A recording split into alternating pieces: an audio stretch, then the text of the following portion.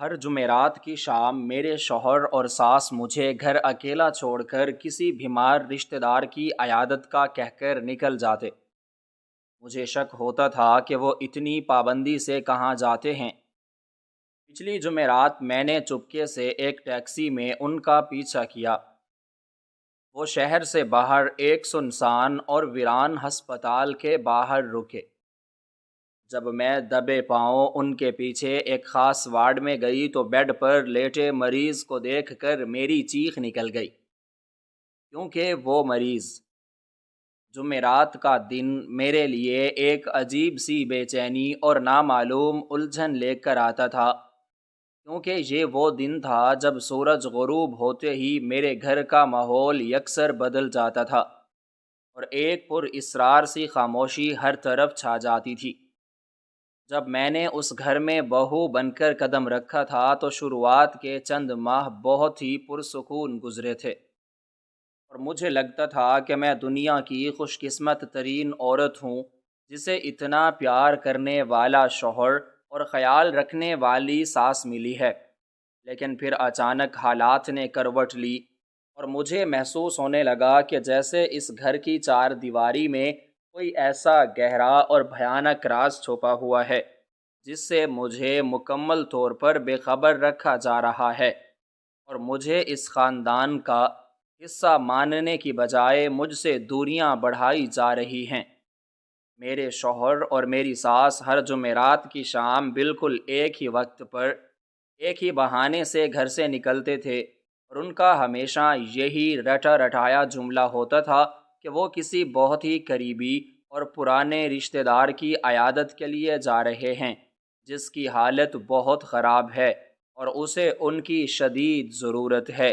شروع میں تو میں نے اس بات پر زیادہ توجہ نہیں دی اور یہی سمجھا کہ واقعی کوئی ہمدردی کا معاملہ ہوگا اور شاید وہ مریض واقعی ان کا بہت قریبی ہوگا جسے اس وقت ان کے سہارے کی ضرورت ہے۔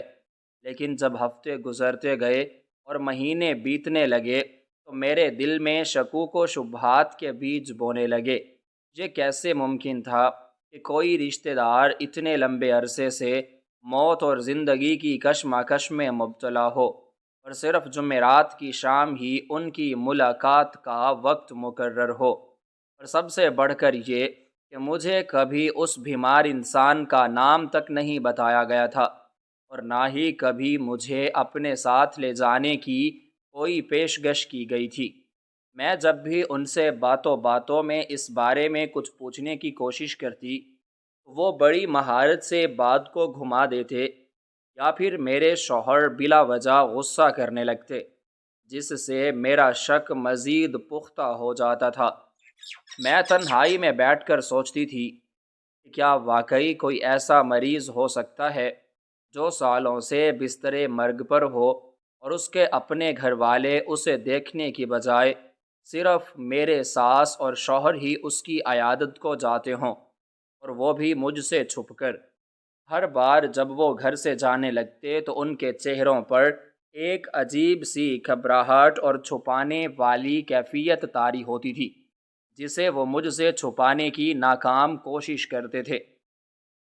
میری ساس اپنی بڑی سی کالی چادر میں خود کو اس طرح لپیٹتی جیسے وہ دنیا کی نظروں سے بچنا چاہتی ہوں، اور ان کی آنکھوں میں ایک ایسا شدید خوف ہوتا تھا جیسے وہ کسی بہت بڑے گناہ کا ارتکاب کرنے جا رہی ہو، اور انہیں ڈر ہو کہ کہیں ان کا یہ راز فاش نہ ہو جائے۔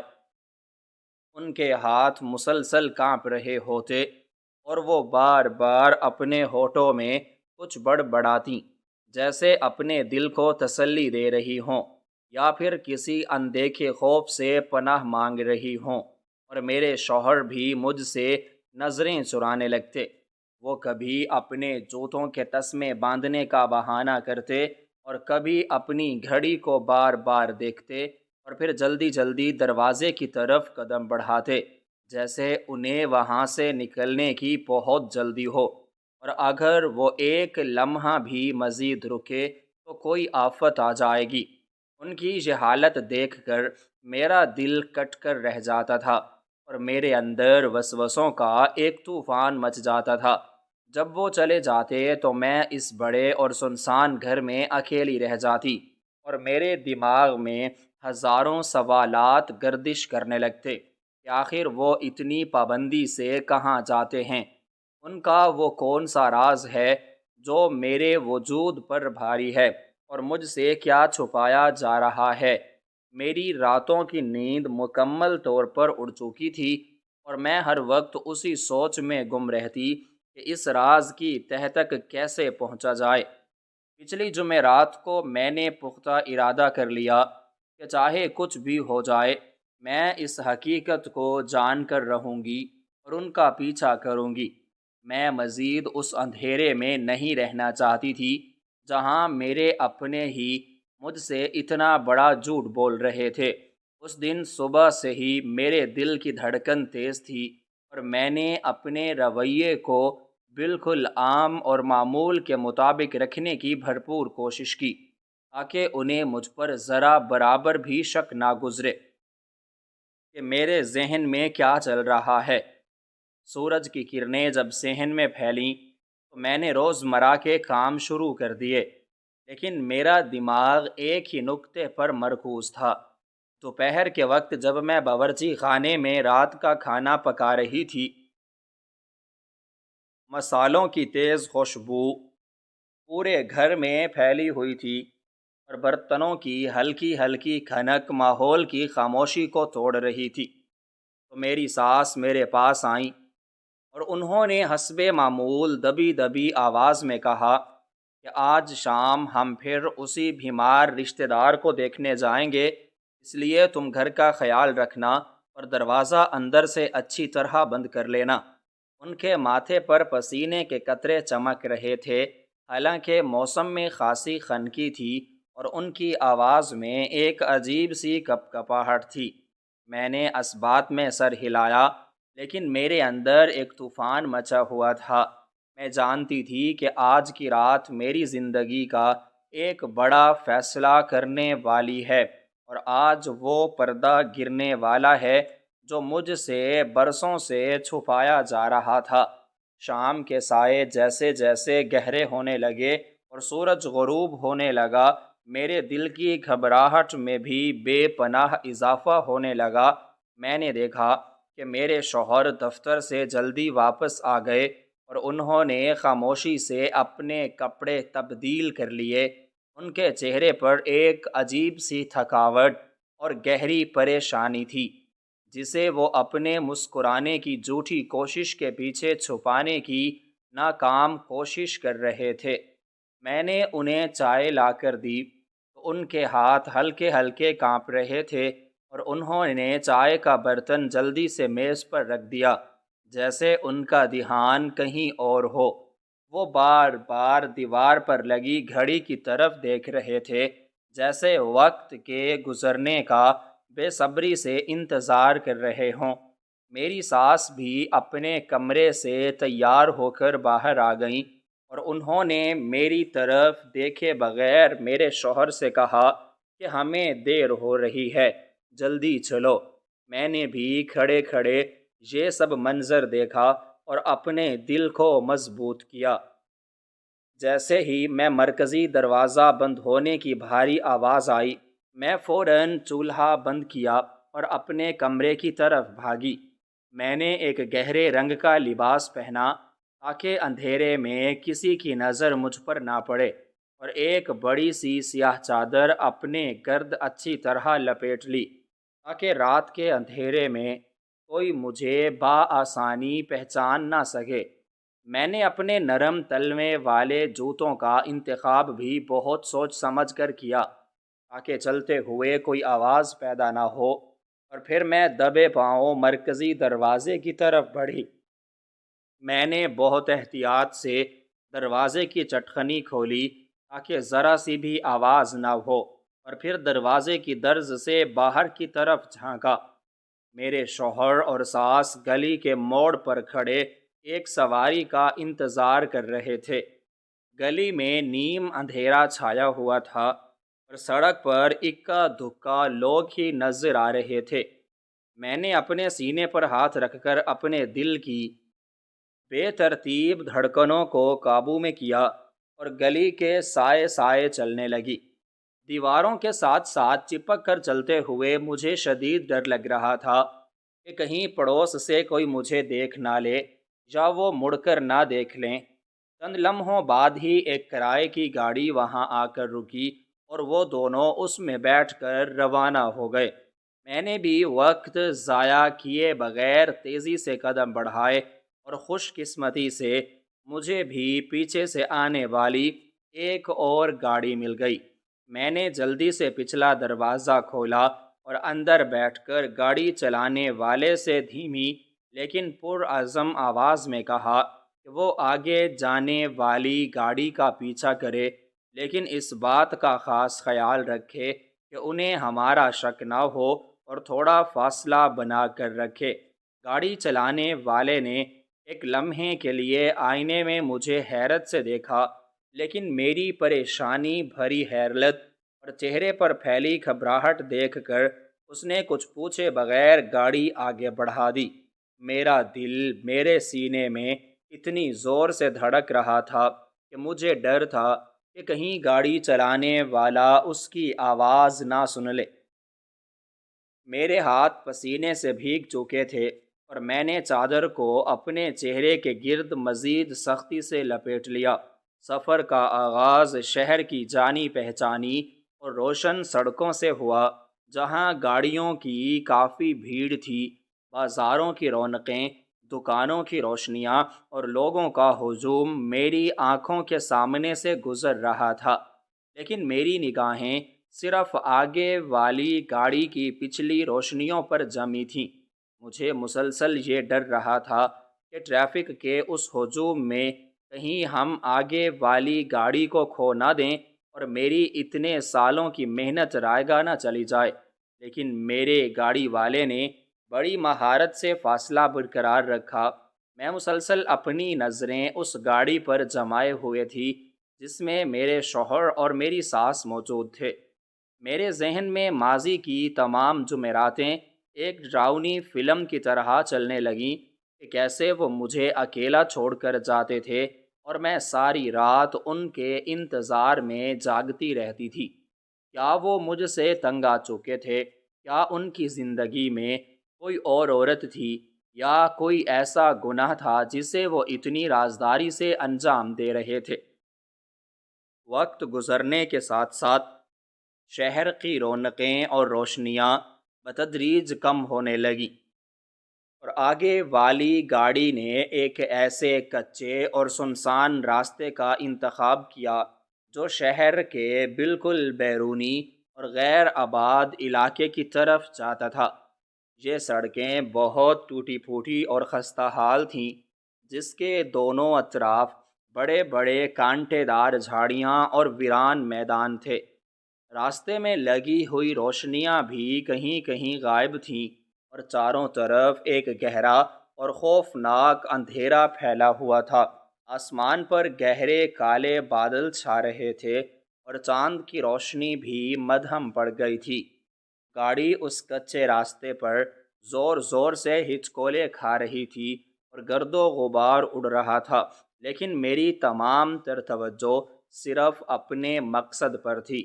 مجھے ایسا لگ رہا تھا جیسے میں کسی انجانی اور پر اسرار دنیا کی طرف جا رہی ہوں، جہاں قدم قدم پر خوف اور خطرہ چھپا ہوا ہے۔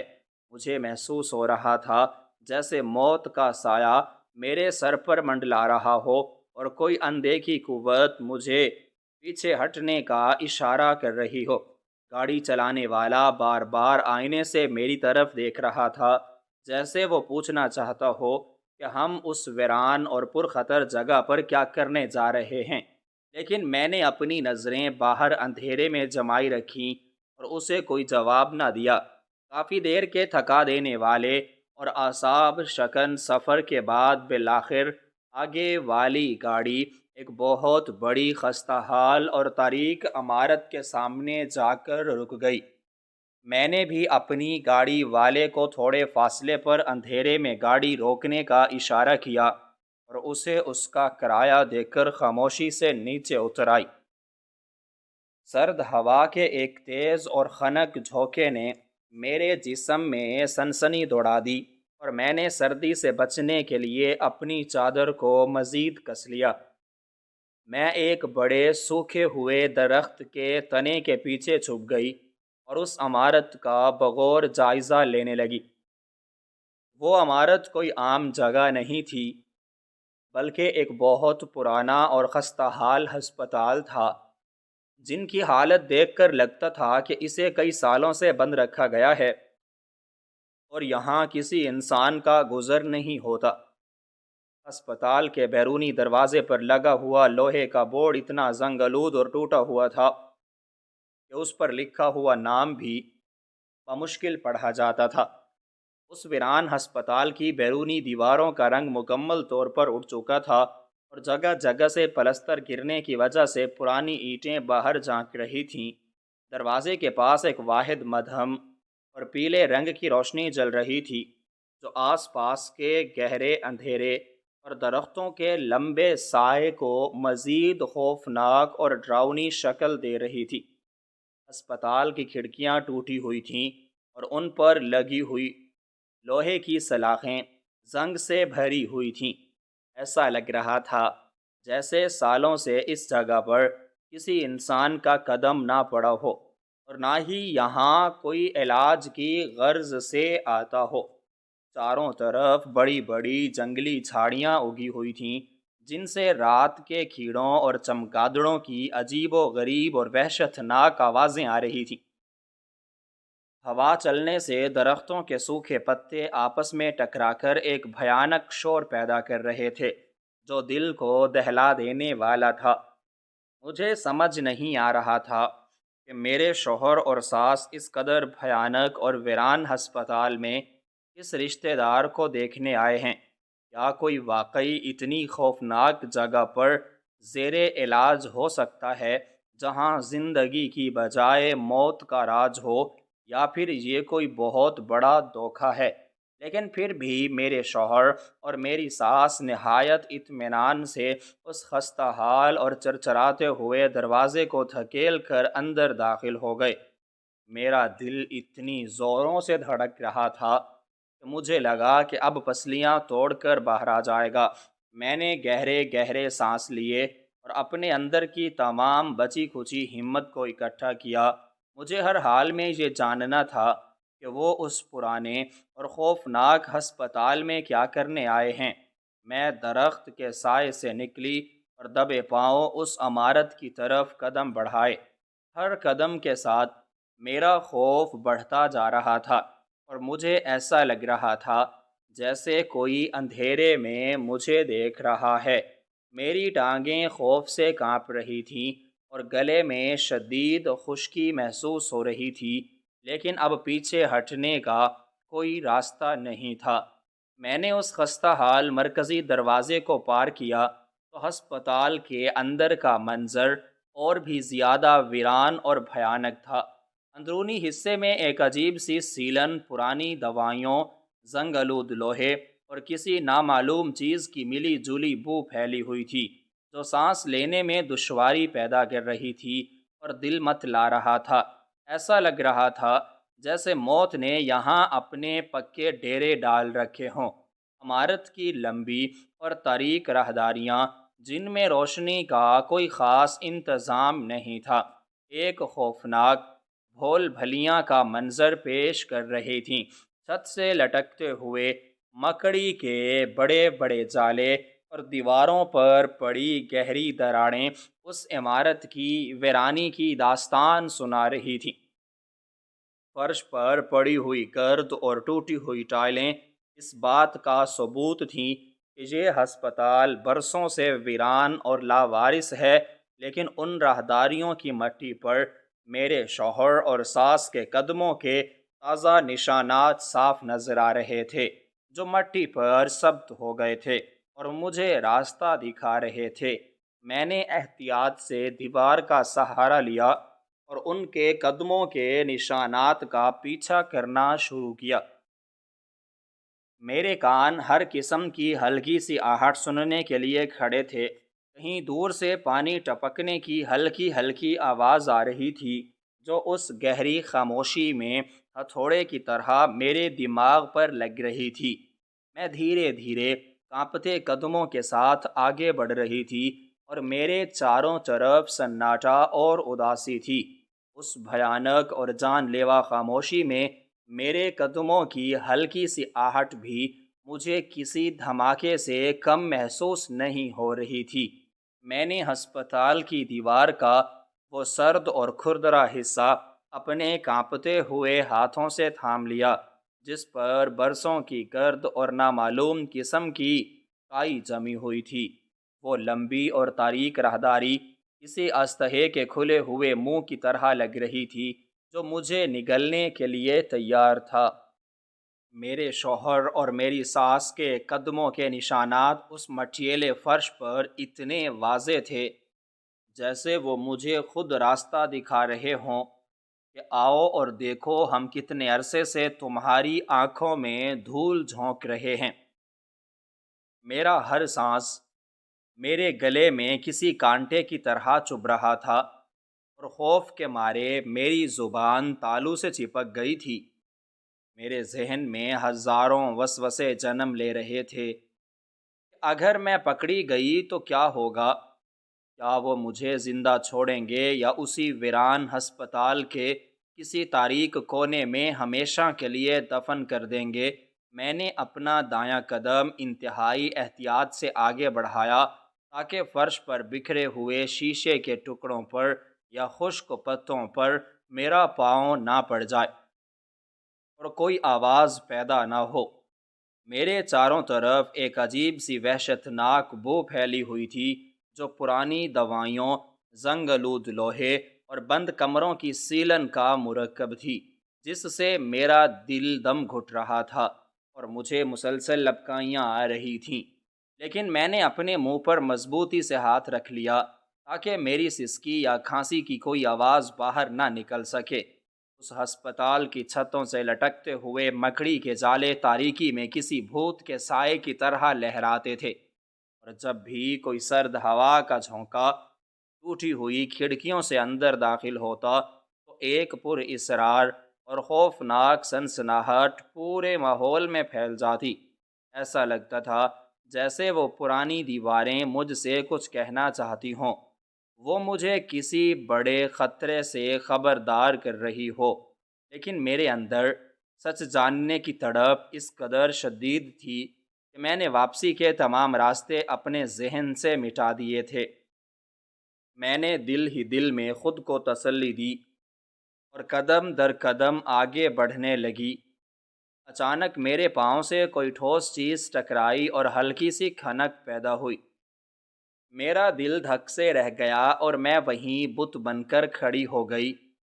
میں نے سانس روک لی اور اندھیرے میں آنکھیں پھاڑ پھاڑ کر دیکھنے کی کوشش کی کہ کہیں میرے شوہر یا ساس نے یہ آواز سن تو نہیں لی۔ میری ٹانگیں کپ کپا رہی تھیں اور پورے جسم پر پسینے کی تہیں جم گئی تھیں۔ کئی لمحوں تک میں اسی طرح بے حس و حرکت کھڑی رہی، یہاں تک کہ مجھے یقین ہو گیا کہ وہ آواز ان تک نہیں پہنچی۔ میں نے نیچے جھک کر دیکھا، وہ دوائیوں کی ایک پرانی اور خالی شیشی تھی، جو میرے پاؤں سے لگ کر دور جا گری تھی۔ میں نے اللہ کا شکر ادا کیا اور مزید محتاط انداز میں آگے بڑھنے لگی۔ راہداری کے دونوں اطراف کئی کمرے تھے، جن کے دروازے یا تو ٹوٹے ہوئے تھے یا پھر ان پر زنگ آلود تالے پڑے ہوئے تھے۔ ہر کمرے کے اندر گہرا اندھیرا تھا اور وہاں سے موت جیسی خاموشی چھلک رہی تھی۔ مجھے ایسا محسوس ہو رہا تھا جیسے ان بند دروازوں کے پیچھے کوئی دردناک کہانیاں دفن ہیں، جو کبھی کسی کے سامنے نہیں آ سکیں۔ میں جس راستے پر چل رہی تھی وہ اتنا طویل محسوس ہو رہا تھا جیسے اس کا کوئی اختتام ہی نہ ہو۔ میری آنکھوں کے سامنے میری شادی کے وہ تمام خوشگوار دن گردش کرنے لگے، جب میرے شوہر نے مجھ سے ساری زندگی ساتھ نبھانے اور کبھی جھوٹ نہ بولنے کا وعدہ کیا تھا، اور میری ساس نے مجھے بیٹیوں کی طرح رکھنے کا یقین دلایا تھا، لیکن آج اس ویران اور خوفناک جگہ پر ان کے قدموں کے نشانات ان کے تمام وعدوں اور دعووں کا مذاق اڑا رہے تھے۔ وہ دونوں مل کر ایک ایسی بھیانک سازش کا حصہ تھے جس کا مجھے رتی برابر بھی علم نہیں تھا۔ میرا دل خون کے آنسو رو رہا تھا، اور میں سوچ رہی تھی کہ انسان کا چہرہ کتنا معصوم ہو سکتا ہے، اور اس کے دل میں کتنی گہرائی اور کالی خلیج چھپی ہو سکتی ہے، جن لوگوں کے ساتھ میں ایک ہی چھت کے نیچے برسوں سے رہ رہی تھی، وہ میرے لیے مکمل طور پر اجنبی بن چکے تھے۔ ان کی اصلیت نے میرے اندر کے بھروسے کو کرچی کرچی کر دیا تھا، اور اب میرے پاس کھونے کے لیے کچھ بچا نہیں تھا۔ میں نے اپنے آنسوؤں کو چادر کے پلو سے صاف کیا اور اپنے ارادے کو مزید مضبوط کیا۔ مجھے ان قدموں کے نشانات پر چلتے ہوئے کافی دیر ہو چکی تھی، اور اب راہداری ذرا تنگ ہونے لگی تھی۔ اچانک میرے کانوں میں ایک انتہائی مدھم اور دل چیر دینے والی آواز ٹکرائی۔ میں نے اپنے قدم وہیں روک لیے اور دیوار کے ساتھ بالکل چپک گئی۔ وہ آواز کسی کے رونے اور کراہنے کی تھی، جیسے کوئی شدید تکلیف میں ہو اور اس کی آواز حلق میں ہی گھٹ کر رہ گئی ہو۔ وہ آواز اتنی دردناک تھی کہ اسے سن کر میرے رونگٹے کھڑے ہو گئے اور میرے جسم میں ایک سنسنی خیز لہر دوڑ گئی۔ یہ آواز سامنے والے ایک بڑے اور نیم تاریک کمرے سے آ رہی تھی، جس کا دروازہ آدھا کھلا ہوا تھا، اور وہاں سے ایک بہت ہی ہلکی اور زرد سی روشنی باہر راہداری میں پڑ رہی تھی۔ میں نے اپنا دایاں ہاتھ اپنے دھڑکتے ہوئے دل پر رکھا، جو پسلیاں توڑ کر باہر آنے کے لیے بے تاب تھا، اور انتہائی خاموشی سے اس نیمواں دروازے کی طرف سرکنے لگی۔ ہر قدم کے ساتھ وہ رونے اور کراہنے کی آواز مزید واضح ہوتی جا رہی تھی، اور اس کے ساتھ ساتھ مجھے کسی کے بات کرنے کی دبی دبی آوازیں بھی سنائی دینے لگی۔ یہ میرے شوہر اور میری ساس کی آوازیں تھیں۔ میں نے دروازے کی درز تک پہنچنے کے لیے اپنی سانسوں کو مکمل طور پر قابو میں کیا اور دیوار کے ساتھ لگ کر کھڑی ہو گئی۔ میرے اندر ہمت جواب دے رہی تھی، لیکن سچائی کا سامنا کرنا ناگزیر تھا۔ میں نے دھڑکتے دل کے ساتھ دروازے کی تھوڑی سی کھلی ہوئی جگہ سے اندر کی طرف جھانکا۔ اندر کا منظر اتنا لرزاں خیز اور خوفناک تھا کہ ایک لمحے کے لیے میری بینائی جیسے دھندلا گئی۔ کمرے میں ایک عجیب سی بدبو اور دوائیوں کی کڑواہٹ پھیلی ہوئی تھی، جو سانس کے ذریعے میرے پھیپھڑوں تک پہنچ کر انہیں جلا رہی تھی۔ کمرے کے وسط میں لوہے کا ایک پرانا اور زنگ آلود بستر بچھا ہوا تھا، جس کے سرہانے ایک مدھم سی روشنی جل رہی تھی، اور اس بستر پر ایک لاغر اور کمزور سا انسان لیٹا ہوا تھا، جس کے ہاتھ اور پاؤں موٹی رسیوں سے بستر کے کناروں کے ساتھ نہایت بے دردی سے باندھے گئے تھے۔ اس انسان کا جسم ہڈیوں کا ڈھانچہ بن چکا تھا، اور اس کے کپڑے میلے کچیلے اور پھٹے ہوئے تھے۔ وہ مسلسل کراہ رہا تھا، اور اس کی آواز میں ایک ایسی بے بسی تھی جو پتھر دل کو بھی پگھلا دے۔ بستر کے بالکل قریب فرش پر میرے شوہر گھٹنوں کے بل بیٹھے ہوئے تھے، اور ان کے دونوں ہاتھ اس مریض کے پیروں پر رکھے ہوئے تھے۔ وہ رو رو کر اور گڑ گڑا کر اس سے معافیاں مانگ رہے تھے۔ ان کی آواز میں شدید ندامت اور خوف چھلک رہا تھا۔ وہ بار بار کہہ رہے تھے کہ ہمیں معاف کر دو، ہم مجبور ہیں، ہم ایسا نہیں کرنا چاہتے، لیکن ہمارے پاس کوئی اور راستہ نہیں ہے۔ یہ الفاظ میرے کانوں میں پگھلے ہوئے شیشے کی طرح اتر رہے تھے۔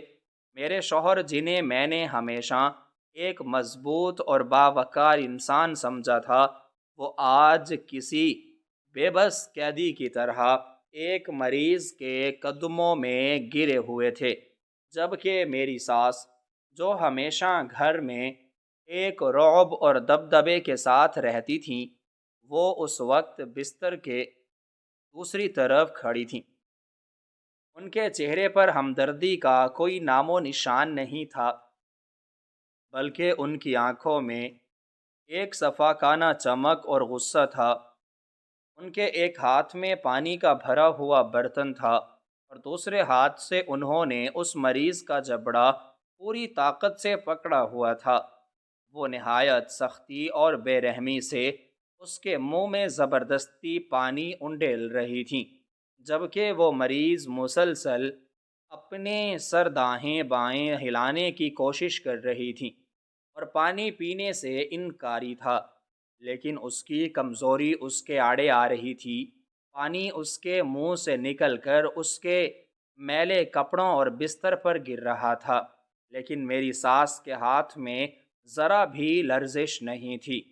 وہ اسے مسلسل دھمکیاں دے رہی تھیں کہ اگر اس نے خاموشی سے ان کی بات نہ مانی تو اس کا انجام بہت برا ہوگا۔ ان کا یہ ظالمانہ روپ دیکھ کر میرا کلیجہ پھٹنے لگا۔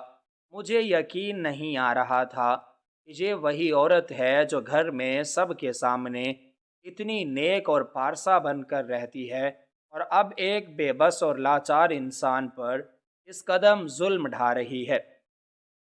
میں نے اپنی آنکھوں کو مسلا کہ شاید میں کوئی بھیانک خواب دیکھ رہی ہوں، لیکن بدقسمتی سے یہ کوئی خواب نہیں، بلکہ ایک کڑوی اور دردناک حقیقت تھی جو میرے بالکل سامنے وقوع پذیر ہو رہی تھی۔ میرے ذہن میں وہ تمام جمراتیں گھومنے لگیں جب وہ ایک بیمار رشتہ دار کی عیادت کا جھوٹا لبادہ اوڑھ کر اس سنسان جگہ پر آتے تھے۔ وہ عیادت نہیں بلکہ ایک عذاب تھا جو وہ ہر ہفتے اس نامعلوم انسان پر مسلط کرتے تھے۔ میں نے دروازے کی درز سے اپنی نگاہیں اس مریض کے چہرے کی طرف موڑ دیں تاکہ دیکھ سکوں کہ وہ بد نصیب کون ہے جس پر یہ ظلم و ستم کے پہاڑ توڑے جا رہے ہیں۔ اس مریض کا چہرہ بکھرے ہوئے الجھے بالوں اور گندگی کی وجہ سے مکمل طور پر پہچانا نہیں جا رہا تھا۔ اس کے گال پچکے ہوئے تھے اور چہرے کی ہڈیاں باہر کی طرف نکلی ہوئی تھیں، جیسے اسے کئی دنوں سے پیٹ بھر کر کھانا نہ ملا ہو۔ اس کے ہونٹ خشک اور پھٹے ہوئے تھے، جن پر خون کے نشانات جم چکے تھے۔ میں نے اپنی نظریں مزید مرکوز کیں اور جب میری نگاہ اس کی آنکھوں پر پڑی تو میرے جسم کا سارا خون جیسے برف بن گیا۔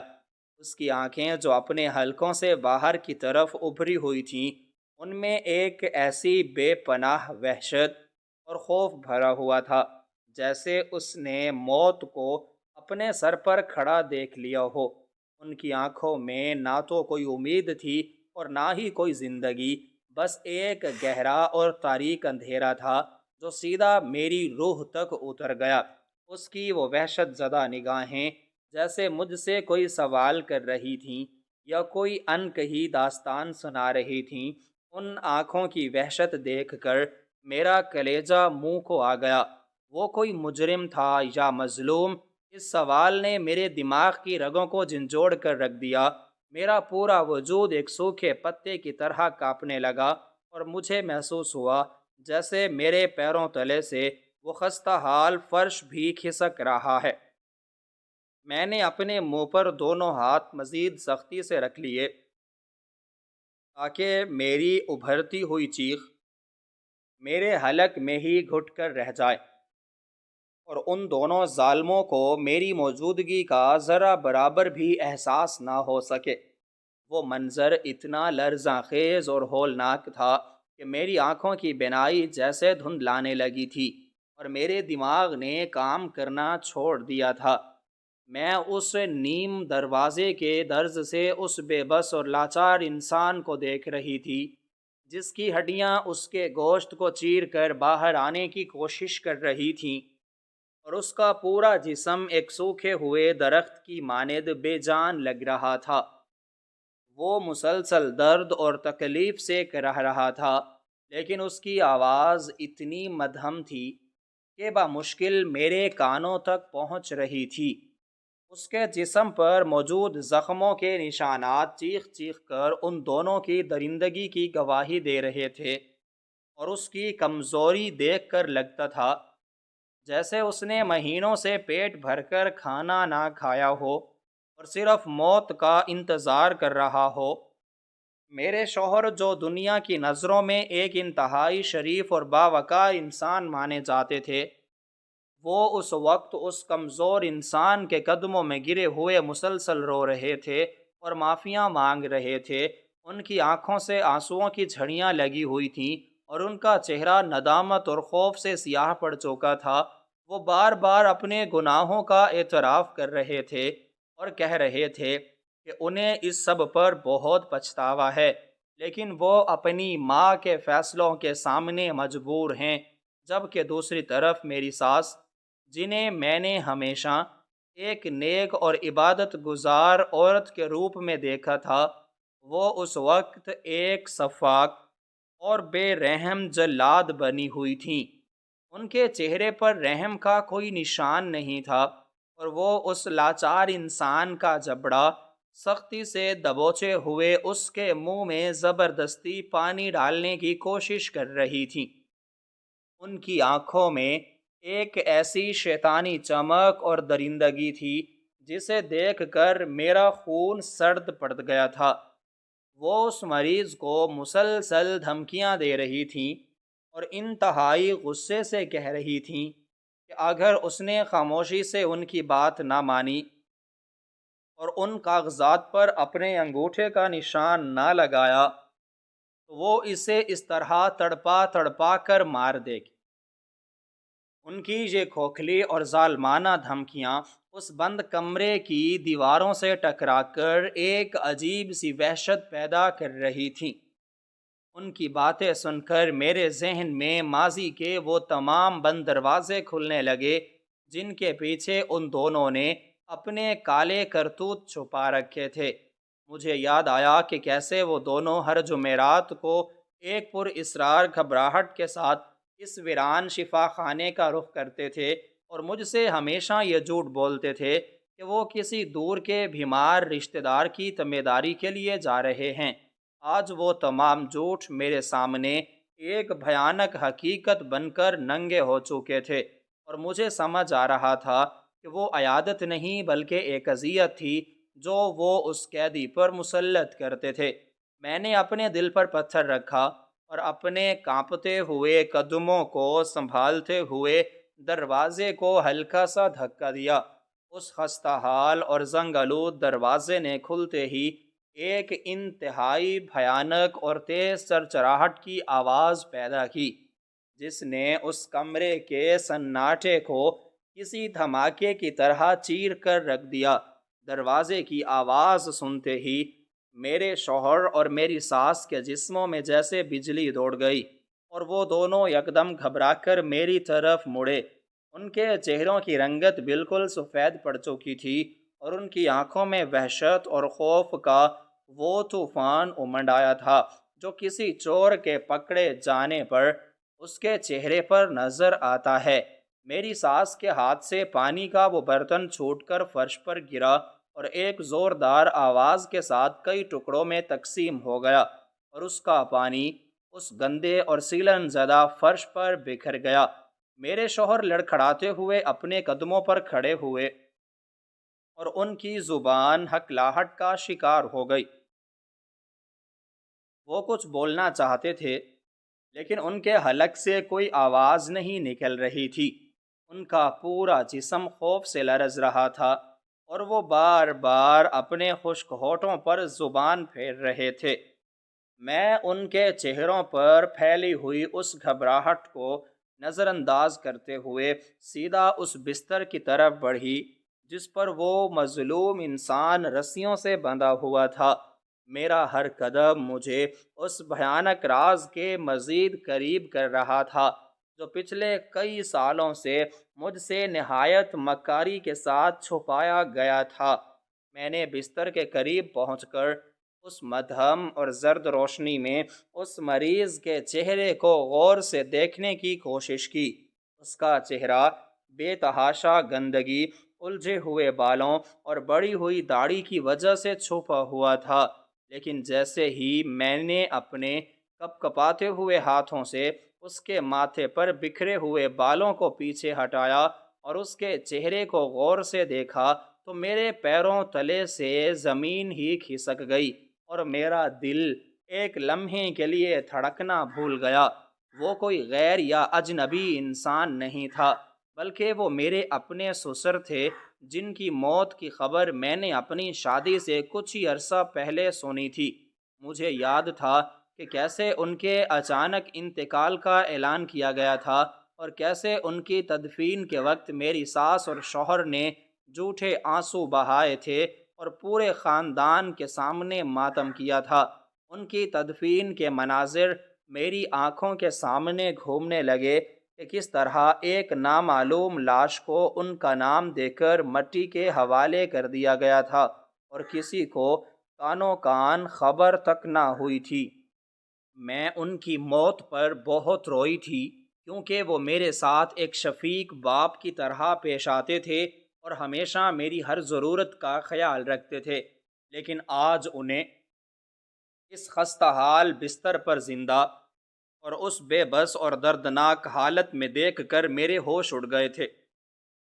میرا دماغ معوف ہو چکا تھا اور مجھے سمجھ نہیں آ رہا تھا کہ میں اس منظر پر یقین کروں یا اپنی آنکھوں کو دھوکہ سمجھوں۔ وہ انسان جسے برسوں پہلے منو مٹی تلے دفن کر دیا گیا تھا، وہ آج اس تاریک اور ویران شفا خانے میں ان دونوں درندوں کی قید میں زندگی اور موت کی کشمکش میں مبتلا تھا۔ ان کی حالت دیکھ کر میرا کلیجہ کٹ رہا تھا۔ میرے سسر نے اپنی بے بس اور وحشت زدہ آنکھوں سے میری طرف دیکھا اور ان کی آنکھوں سے آنسوؤں کی ایک لکیر بہہ کر ان کے سوکھے ہوئے گالوں پر گر گئی۔ وہ مجھے پہچان چکے تھے اور ان کی نظروں میں ایک خاموش التجا تھی کہ میں انہیں اس روزمرہ کے عذاب سے نجات دلاؤں۔ میں نے فوراً آگے بڑھ کر ان کے ہاتھوں اور پیروں سے وہ موٹی اور کھردری رسیاں کھولنا شروع کر دیں جنہوں نے ان کے کمزور جسم پر گہرے اور سرخ نشانات چھوڑ دیے تھے۔ میرے شوہر بھاگ کر میرے قدموں میں گر پڑے اور میری ٹانگیں پکڑ کر زاروں قطار رونے لگے۔ انہوں نے اپنے گناہوں کا پردہ چاک کرتے ہوئے بتایا کہ انہوں نے یہ سب کچھ اس بے تحاشا دولت، وسیع جائیداد اور اس بھاری ماہانہ وظیفے کی لالچ میں کیا تھا جو میرے سسر کے نام پر تھا۔ میرے سسر نے اپنی زندگی میں ہی اپنی تمام جائیداد کو ایک قانونی دستاویز کے ذریعے اس طرح محفوظ کر دیا تھا کہ وہ کسی کے نام منتقل نہیں ہو سکتی تھی، اور اسی لالچ نے ان دونوں ماں بیٹے کو اندھا کر دیا تھا۔ انہوں نے ایک رات میرے سسر کی خوراک میں نشہ آور دوا ملا کر انہیں گہری نیند، غفلت کی نیند سلا دیا اور پھر ان کی جگہ کسی لاوارث لاش کو دفنا کر پورے خاندان میں ان کی موت کا جھوٹا اعلان کر دیا۔ اس کے بعد وہ رات کے اندھیرے میں میرے سسر کو اس ویران اور لاوارث شفا خانے میں لے آئے، جہاں انہوں نے ایک بددیانت رکھوالے کو بھاری رشوت دے کر اس سیلن زدہ کمرے کو اپنا ذاتی قید خانہ بنا لیا تھا۔ وہ پچھلے 5 سالوں سے میرے سسر کو یہاں قید رکھے ہوئے تھے اور انہیں صرف اتنا کھانا اور پانی دیتے تھے کہ وہ زندہ رہ سکیں۔ ان کا مقصد صرف اور صرف میرے سسر سے ان قانونی کاغذات پر انگوٹھے کا نشان لینا تھا تاکہ وہ ساری جائیداد اپنے نام کر سکیں اور راتوں رات امیر بن جائیں۔ لیکن میرے سسر نے ہر ظلم اور ہر سختی سہنے کے باوجود ان کاغذات پر نشان لگانے سے صاف انکار کر دیا تھا، اور یہی وجہ تھی کہ وہ ہر جمعرات کو یہاں آ کر ان پر جسمانی اور ذہنی تشدد کرتے تھے تاکہ ان کی ہمت ٹوٹ جائے۔ میرے شوہر نے روتے ہوئے بتایا کہ اس بھیانک جرم کے بعد ان کی اپنی زندگیاں بھی جہنم بن چکی ہیں۔ ان کے دلوں کا سکون مکمل طور پر برباد ہو چکا ہے، راتوں کی نیند اڑ گئی ہے، اور وہ ہر وقت ایک انجانے خوف اور وسوسے کا شکار رہتے ہیں۔ انہیں ہر وقت ایسا لگتا ہے کہ جیسے کوئی ان کے پیچھے کھڑا ہے اور ان کا راز فاش ہونے والا ہے۔ میری ساس جو اس وقت ایک کونے میں کھڑی اپنے چہرے کو چھپانے کی کوشش کر رہی تھی، ان کی صحت دن بدن گرتی جا رہی تھی اور وہ کئی لا علاج بیماریوں کا شکار ہو چکی تھیں۔ ان کا چہرہ جو کبھی غرور سے تمتماتا تھا، اب بیماری اور خوف کی وجہ سے پیلا پڑ چکا تھا۔ یہ سب ان کے کالے کرتوتوں اور اس مظلوم انسان کی آہوں کا نتیجہ تھا جو سیدھا آسمان تک پہنچ رہی تھیں۔ مکافات عمل نے ان دونوں کو اسی دنیا میں اپنے عذاب کی سخت گرفت میں لے لیا تھا اور ان کا سکون ہمیشہ کے لیے چھن گیا تھا۔ ان کی یہ تمام دردناک اور شرمناک کہانی سن کر میرے اندر نفرت کا ایک ایسا شدید الاؤ بھڑک اٹھا جس نے میرے دل میں موجود ان کے لیے ہر قسم کی محبت اور احترام کو جلا کر مکمل طور پر راکھ کر دیا۔ میں نے اپنے شوہر کو پوری طاقت سے پیچھے دھکیلا اور کہا کہ تم دونوں انسان کہلانے کے لائق نہیں ہو۔ تم نے چند پیسوں اور مٹی کی لالچ میں اپنے ہی خون کے ساتھ وہ وحشیانہ سلوک کیا ہے جو کوئی بھوکا درندہ بھی نہیں کرتا۔ تمہاری دولت تمہارے کسی کام نہیں آئے گی۔ میں نے اپنے سسر کو سہارا دے کر اس بدبودار بستر سے اٹھایا اور ان کا کانپتا ہوا ہاتھ مضبوطی سے پکڑ لیا۔ ان کے جسم میں اتنی جان بھی نہیں تھی کہ وہ اپنے پیروں پر کھڑے ہو سکیں۔ میں نے انہیں اپنے کندھے کا سہارا دیا اور ان دونوں مجرموں کی طرف ایک آخری حقارت بھری نظر ڈالی اور پورے یقین کے ساتھ کہا کہ تمہارا انجام بہت بھیانک ہوگا اور قانون کے ساتھ ساتھ قدرت بھی تم سے اس ایک ایک آنسو اور ایک ایک تکلیف کا کڑا حساب لے گی جو تم نے اس بوڑھے اور لاچار انسان کو پچھلے 5 سالوں میں دی ہے۔ میں اپنے سسر کو لے کر اس تاریک اور بدبودار کمرے سے باہر نکل آئی اور اس ویران شفا خانے کی ان طویل اور خوفناک راہداریوں کو عبور کرتی ہوئی کھلی ہوا میں آ گئی۔ 5 سال بعد جب کھلی اور تازہ ہوا میرے سسر کے چہرے سے ٹکرائی تو انہوں نے ایک لمبا سانس لیا اور آسمان کی طرف دیکھ کر اپنے رب کا شکر ادا کیا۔ میں نے فوراً اپنے پاس موجود آلے سے قانون نافذ کرنے والوں سے رابطہ کیا اور انہیں اس پوری بھیانک سازش کی تفصیلات سے آگاہ کیا۔ کچھ ہی دیر میں محافظوں کی گاڑیاں سائرن بجاتی ہوئی وہاں پہنچ گئیں اور انہوں نے میرے شوہر اور میری ساس کو گرفتار کر لیا۔ جب انہیں بھاری بیڑیوں میں جکڑ کر لے جایا جا رہا تھا تو ان کے سر شرم اور ندامت سے جھکے ہوئے تھے اور ان کی آنکھوں میں وہ پچھتاوا تھا جس کا اب کوئی فائدہ نہیں تھا۔ میری ساس روتے ہوئے مجھ سے معافی مانگ رہی تھیں، لیکن میرے دل میں ان کے لیے کوئی رحم نہیں تھا۔ آج وہ اپنے ہی بچھائے ہوئے جال میں بری طرح پھنس چکے تھے اور ان کی وہ تمام دولت اور جائیداد جس کے لیے انہوں نے اپنا ایمان اور خون کا رشتہ بیچا تھا وہیں دھری کی دھری رہ گئی تھی۔ اس پوری دردناک داستان نے مجھے زندگی کا سب سے بڑا اور انمول سبق سکھا دیا تھا، اور وہ سبق یہ تھا کہ انسان جب دنیاوی مال و اسباب اور جائیداد کی اندھی ہوس میں مبتلا ہو کر اپنوں کے گلے کاٹتا ہے تو ان پر ظلم کے پہاڑ توڑتا ہے تو وہ دراصل دوسروں کے لیے نہیں بلکہ اپنے ہی لیے ذلت، رسوائی اور تباہی کا گہرا گڑھا کھود رہا ہوتا ہے۔